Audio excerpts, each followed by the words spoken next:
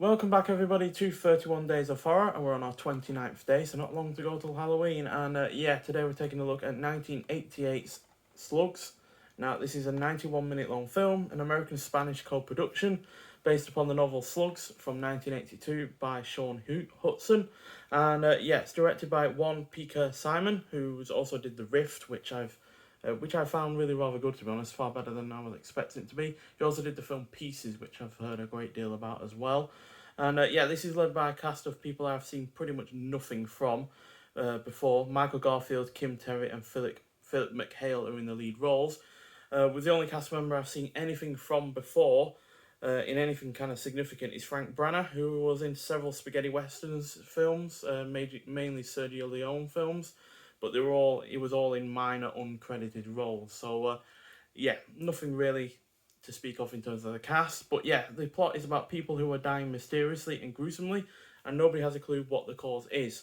Only health worker Mike Brady has a possible solution, but his theory of killer slugs is laughed at by the authorities. Only when the body count begins to rise and the slug expert from England begins snooping around does it begin to look like Mike had the right idea after all. So this is a rather unconventional and quite ludicrous film in a lot of ways, because who thinks of slugs when it comes to horror films or monster films or anything like that? But thanks to the way it is executed, this slimy horror film manages to mostly succeed.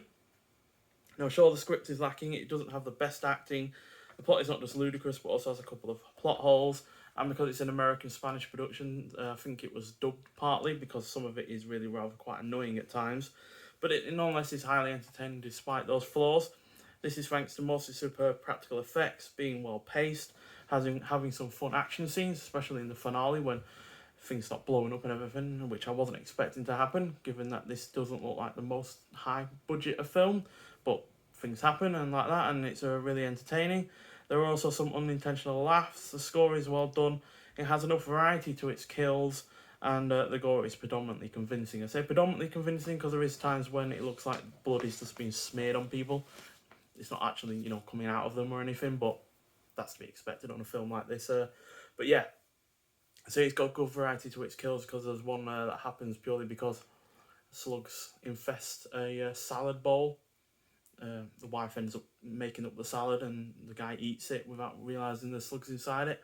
And then the next day, they end up hatching and breeding inside of him and end up spewing out of his stomach and his eyes and everything. And it's really, really, really fun and really rather inventive in that regard, even if it is coming across a bit of an Alien rip-off in terms of a kind of a chest burster. But still really entertaining, and I'm glad our video gave this a release, because I doubt I would have come across it otherwise. I highly doubt many people even heard of it before our video gave it a release in 2016. So good on them for doing so, and I really rather like the new artwork that they gave it as well, because the original artwork isn't particularly great, but that looks fantastic. So nonetheless, I highly recommend it, and if you have seen it, I'd like to hear your thoughts on it. But thanks for watching, and I'll see you in the next one. Bye.